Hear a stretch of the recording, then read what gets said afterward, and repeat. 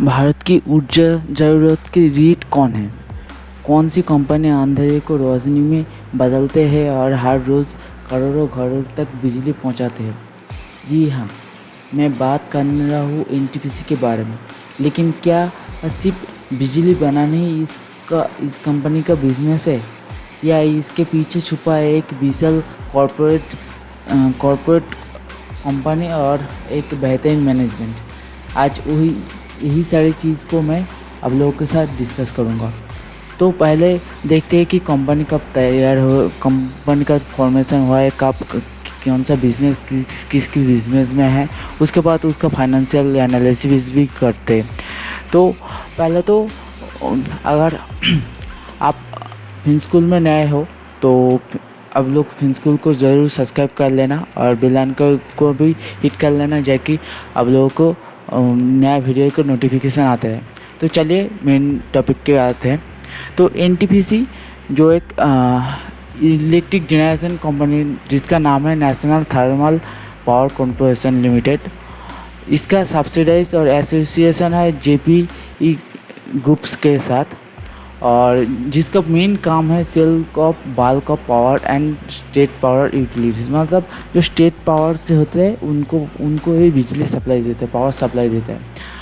और others business जो भी है वो है प्रोवाइडिंग कंसल्टेंसी है, प्रोजेक्ट मैनेजमेंट के साथ vehicle supervision, energy trading, oil and gas exploration, coal mining, ये सारे बिजनेस में थोड़ा थोड़ा करके इस कंपनी का कंट्रीब्यूशन है। तो अगर जनरेशन की बात करते तो India largest power generating company है एनटीपीसी, जिसका कैपेसिटी है 76,598 मेगावाट का, जो कि 17% ऑफ नेशनल टोटल कैपेसिटी के आसपास है। उसके बाद आते ऑपरेशन मैट्रिक्स के। ऑपरेशन में क्या क्या करता है, तो फास्ट तो पावर जनरेट करता है 327 मेगावाट का पावर जनरेट करता है, जो कि 2000 फाइनेंशियल ईयर 24 में 315 तक था। कोल प्रोडक्शन करता है 30.88 मीट्रिक टन, जो कि 2024 में था 25.36। कोल सप्लाई करते हैं 185.15 मीट्रिक टन, जो कि 20 फाइनेंशियल ईयर 24 में था 62.37 के आसपास। एवरेज टाइम मतलब जो बिजली का जो बेचते उसका प्राइस अभी तो 4.68 पर यूनिट का चार्ज करता है। उसके बाद जो प्लांट है उसका, कोल में जो प्लांट है अभी तो कोल का प्लांट 76.2% का टोटल बिजनेस का है। गैस में 11.28% है, सोलर में है 20.73%, हाइड्रो में 58.95%, जो काफ़ी अच्छी एक बिज़नेस को डाइवर्सिफाई करता है। उसके बाद देखते हैं कि कंसल्टेंसी और कंपनी का जो consultancy company offers consultancy, project management, supervision, full training, एगुलो पहले भी मैं देख चुका हूँ। तो उसके बाद आते हैं न्यूक्लियर एनर्जी बिजनेस, जिसको और एक बाद में बोलते हैं कि क्लीन एनर्जी। तो ऑलरेडी कंपनी एक बड़ा प्रोजेक्ट में है, जो कि अजमेनी जेवी with nuclear power corporation of India, जिसके साथ डेवलप करके न्यूक्लियर प्रोजेक्ट 2800 मेगावाट का माही बानेश्वर प्रोजेक्ट भी है उनके पास। उसके बाद रॉ मटेरियल कहाँ से लेता है company, actually long term agreement कर चुका है कोल इंडिया के साथ, एक लॉन्ग टर्म एग्रीमेंट भी है। और गैस के लिए कंपनी गेल के साथ एक लॉन्ग टर्म एग्रीमेंट भी है, जो कि एक अगर सब रॉ मटेरियल के एक लॉन्ग टर्म एग्रीमेंट है वो काफ़ी अच्छा माना जाता है, क्योंकि अगर लॉन्ग टर्म में हो तो जो प्रोडक्शन का जो अप्स एंड डाउन होने का जो डर होता है वो कहीं पे ख़त्म हो जाता है अगर लॉन्ग टर्म में सब कुछ हो तो। और एक चीज़ है कि प्राइस के जो फ्लैक्चुएशन ये भी नहीं होता, जो भी अगर कोई डील हो जाने के बाद अगर प्राइस बढ़ भी जाए उसका प्राइस एक कांस्टेंट रहता है, क्योंकि एक काफ़ी सिक्योर माना जाता है इस चीज़ को अगर लॉन्ग टर्म डील हो तो। उसके बाद कैपेसिटी कौन सी सेक्टर में क्या क्या है दिखते हैं। थर्मल में 17.3 56 गीगावाट है, हाइड्रो में 2.2 गीगावाट। अगर हाइड्रो क्या है, अगर हाइड्रो आप लोग नहीं जानते, हाइड्रो पावर की जो पानी से बनाया जाता है उसको हाइड्रो पावर बोलते हैं, जो कि डैम बना के उसके साथ टरबाइन लगा के जो पावर बनाता है उसको हाइड्रो पावर बोलते हैं। रिन्यूएबल एनर्जी जो कि सोलर एनर्जी है, वो उसका कैपेसिटी है 10.3 मेगावाट का। और उसके बाद कोलाब्रेशन के देखें तो एक एनटीपीसी ने ईडीएफ के साथ एक लॉन्ग टर्म साइन किया है, जो collaborate power storage hydro and renewable energy project, जो कि 50-50 जॉइंट वेंचर में दोनों को एक साथ काम कर रहे हैं। उसके बाद देखते हैं कि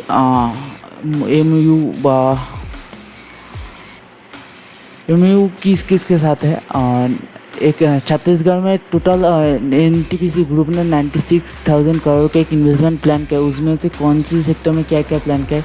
80,000 करोड़ सिर्फ न्यूक्लियर प्रोजेक्ट, 4200 मेगावाट का न्यूक्लियर प्रोजेक्ट में खर्च करने वाला है। 5,876 करोड़ सिर्फ 1200 मेगावाट पंप हाइड्रो स्टोरेज के लिए खर्च करने वाला है। और 10,000 करोड़ का एक जॉइंट वेंचर डेवलप करने वाला है 2 gigawatt renewable energy, almost solar energy में खर्च करने वाला है। तो उसके अलावा भी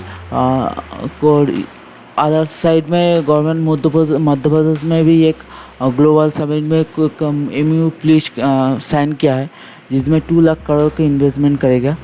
तो 20 गीगावाट रिन्यूएबल एनर्जी मतलब सोलर एनर्जी, तो 80,000 crore for non fossil fuels plants, मतलब जो नॉन फॉसिल फ्यूल प्लांट, मतलब जो वो प्लांट मतलब वाइंड पावर के बारे में है, हाइड्रो पावर के बारे में है, ऐसी सारे पावर के बारे में। और 40,400 करोड़ तो फिर हाइड्रो पावर प्रोजेक्ट में ही लगाने वाले हैं।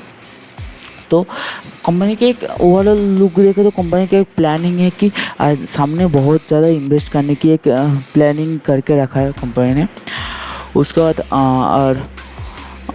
और फोकस के बारे में जो तो है कि प्लांट एडेड टू एक अभी तो 7.2 गीगावाट का थर्मल कैपेसिटी वो इंक्रीज़ करने वाला है, और aims to 60 gigawatt renewable energy by 2032 का एक अच्छी खासी प्लानिंग करके कंपनी चल रहा है अभी।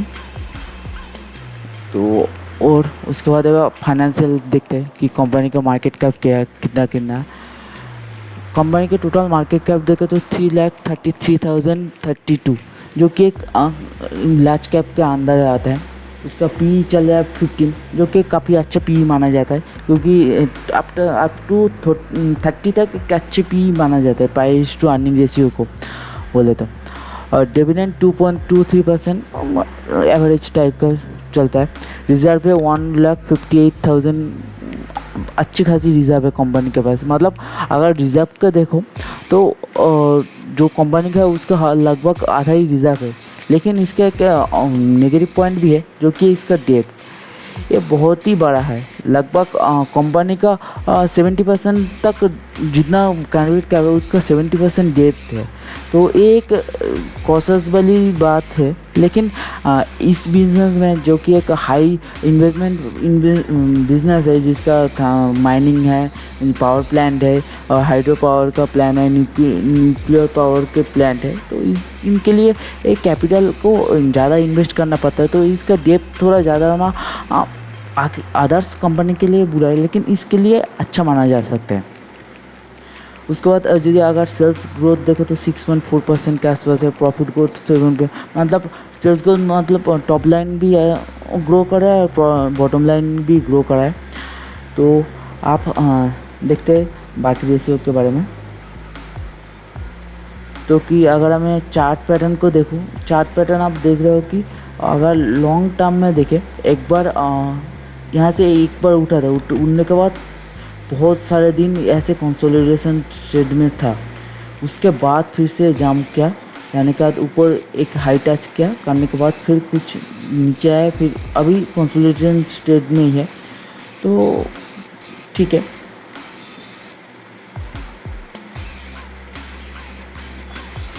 अभी जाके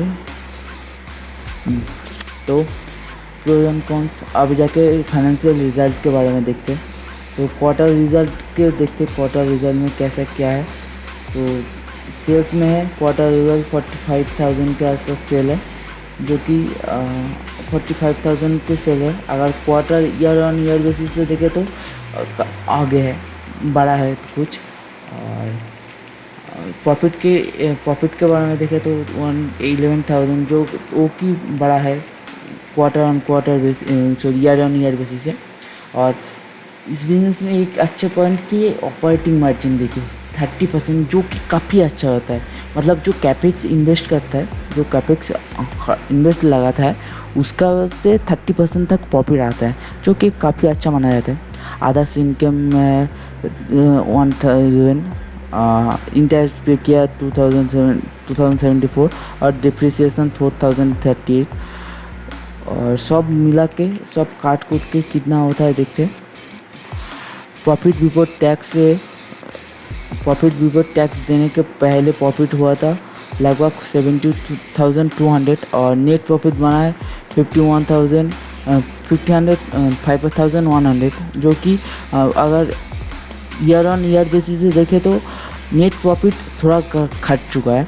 क्योंकि एक चीज़ यहाँ पे देख सकते हो कि इस टाइम पे पर्टिकुलरली दिसंबर क्वार्टर में 29% तक टैक्स देना पड़े, लेकिन और अगर दूसरी क्वार्टर में 20%, 24% कभी कम होता था, लेकिन इस क्वार्टर में ज़्यादा। और अर्निंग पर शेयर 522, क्योंकि जो ईयर ऑन ईयर बेसिस से कम है। तो ये तो नॉर्मली बात है कि अगर नेट प्रॉफिट घट जाए तो ये अर्निंग पर शेयर घट ही जाएगा। इसके बाद आते ईयर ऑन ईयर, मतलब साल की जो कमाई है उसके देखते हैं। तो अभी मतलब दिसंबर क्वार्टर तक मिल के जो प्रॉफिट आया था वो काफ़ी ज़्यादा ही है। और उसका भी अभी नेट प्रॉफिट कितना होता है देखते हैं। नेट प्रॉफिट भी ज़्यादा है, या अभी तक वो एक क्वार्टर भी बाकी है। मतलब जो क्वार्टर एक बाकी है वो उसको भी होगा तो ज़्यादा ही हो ही जाएगा, क्योंकि अभी 9 मंथ तक की ये रिजल्ट है। तो अर्निंग पर शेयर 22 अभी तक, मतलब दिसंबर क्वार्टर तक यही है। उसके बाद अभी कुछ हिसाब नहीं हुआ। तो उसके बाद कंपाउंडेड प्रॉफिट को देखें अगर, तो सेल्स ग्रोथ तो 5 ईयर का 12% है, 3 ईयर का 17% है। और प्रॉफिट ग्रोथ तो 5 ईयर का 7% है, 3 ईयर का 11% है। और अगर इक्विटी ऑन रिटर्न देखे तो 3 ईयर में 13%, 5 ईयर में 12%, जो एक डिसेंट इक्विटी रिटर्न दे रहा है कंपनी ने। उसके बाद बोरोइंग, अब कंपनी के बैलेंस शीट में थोड़ा नज़र डालते हैं। बैलेंस शीट में देखें तो कंपनी के सबसे बड़ी चीज़ है कि एक लॉन्ग टर्म बोरोइंग बहुत ज़्यादा है, 2,02,497, जो कि मैं पहले भी दिखा चुका हूँ कि कितना उनका डेप्थ है। अगर मैं ऊपर में लेके जाऊँ तो आप लोगों को समझ में आएगा कि जो यहाँ पर ये जो देखिए 2,42,000, तो कि मैं अगर डेप्थ में जाऊँ तो वही कुछ नंबर 2,42,000 के आसपास। तो सेम ही डेप्थ एक जो भी है लॉन्ग टर्म ही ज़्यादा है, क्योंकि अगर ये बिज़नेस ही ऐसे ही बिज़नेस है जिसमें आप लोगों को ज़्यादा कैपेक्स लगता है, तो इसीलिए इसका जो ज़्यादा है, एक्सपेंस बोर्डिंग ज़्यादा है।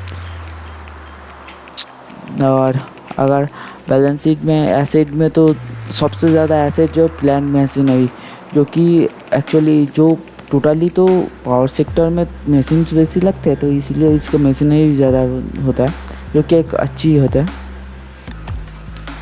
उसके बाद अगर मैं कैश फ्लो में देखो तो कैश फ्लो हर टाइम पॉजिटिव ही है, उसका कोई दिक्कत वाली बात नहीं है।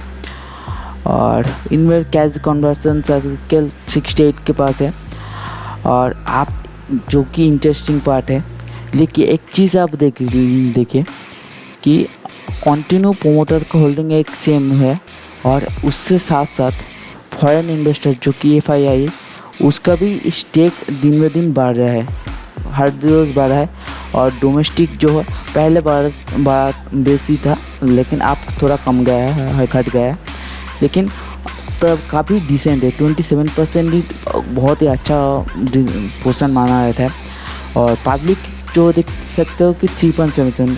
एक हम लोग हमेशा याद करना, जो भी कंपनी अच्छा होता है, मतलब जिसका डिसेंट प्रॉफिट देता है, पब्लिक वहाँ पे ज़्यादा नहीं जाता नहीं है, वो खाते में कम ही जाता है। लेकिन इस जगह पे DII और FII ज़्यादा बेची है। तो इससे एक तो चीज़ याद आता है कि अगर इन्वेस्टमेंट की दुनिया में सबसे ज़्यादा नॉलेजेबल व सबसे ज़्यादा प्रॉपर इंफॉर्मेशन जिन लोगों के पास है, वो थे DII और इंस्टीट्यूशन इन्वेस्टर के साथ पास ही होता है, जो कि FII और DII। तो इन लोग को अगर FII और DII holder share holding pattern से अगर ज़्यादा है, तो उस कंपनी का हम लोग एक साइड अच्छा देख सकते हैं। तो अभी ठीक है। तो अगर ओवरऑल कंक्लूज़न क्या है इस कंपनी में, अगर आप लोग एक लॉन्ग टर्म का विज़न लेके चल सकते, तो इस company is better for long टर्मेर जন্য कंपनी एक बेटर परफॉर्मेंस दे सकते हैं। अगर शॉर्ट टर्म में हो तो कंपनी उतना ज़्यादा परफॉर्मेंस ज़्यादा शायद देगा नहीं, क्योंकि जो भी विज़न से 2030 तक एक प्रोजेक्ट प्लानिंग है, तो इसको लोग इस सारी चीज़ों को याद रखते हुए एक अच्छी प्रॉफिट दे सकते हैं। तो वीडियो आज इस तक से ख़त्म करते हैं। अगर वीडियो को अच्छा लगा तो कमेंट करना, शेयर करना, लाइक कर देना। मिलते हैं अगले वीडियो में। Thank you so much.